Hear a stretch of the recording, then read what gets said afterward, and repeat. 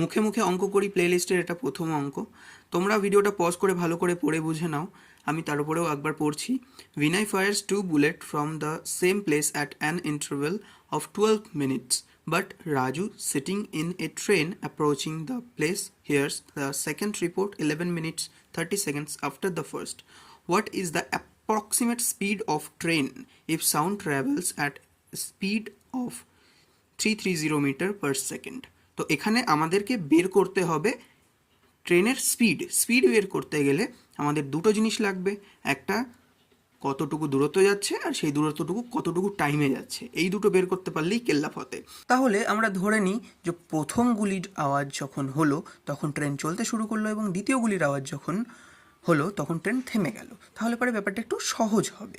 ধরো আমি ট্রেন চালাচ্ছি, তুমি গুলি চালাচ্ছ, এবার তুমি যখন গুলিটা চালালে তখন আমি ট্রেনটা ছাড়লাম এবং তোমার হিসাবে তুমি 12 মিনিট পরে গুলি চালালে, কিন্তু আমি আমার হিসাবে সেটা শুনতে পেলাম 11:30 মিনিট পরে। অর্থাৎ আমি ধরে নাও 12টার সময় আমি ট্রেন ছাড়লাম, তুমি গুলি চালালে, আমি 12টার সময় শুনতে পেলাম। এবার 12টার সময় যেই ট্রেনটা আমি ছাড়লাম, ঠিক ঘড়ি ধরে দেখি 12টা বেজে 11 মিনিট 30 সেকেন্ডে আর একটা গুলির আওয়াজ।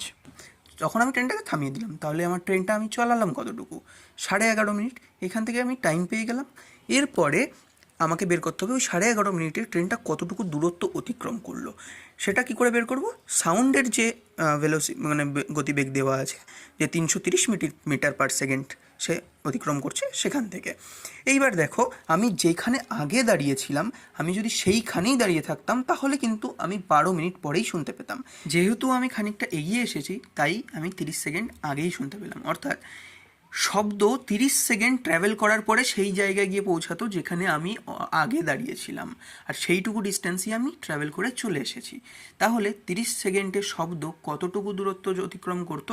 330 গুণ 30, কারণ এখানে দেওয়া আছে 330 মিটার প্রতি সেকেন্ডে যায়। তাহলে 30 সেকেন্ডে কতটুকু যাবে? গুণ করলেই বেরিয়ে যাবে। গুণ করলে সেটা দাঁড়ায় 9900 মিটার। এবার তাহলে দেখো, আমার ট্রেন 9900 মিটার দূরত্ব অতিক্রম করেছে এবং করতে সময় কতটুকু নিয়েছে? 11:30 মিনিট। ব্যাস, এইবার দুটোকে ডিভাইড করলেই আমার গতিবেগ বেরিয়ে যাবে। এখানে মিটার পার সেকেন্ডে দেওয়া আছে। এবার 11:30 মিনিটকে যদি আমি সেকেন্ডে কনভার্ট করি, তাহলে সেটা দাঁড়াবে তোমার 660 প্লাস 30, অর্থাৎ 690 সেকেন্ড।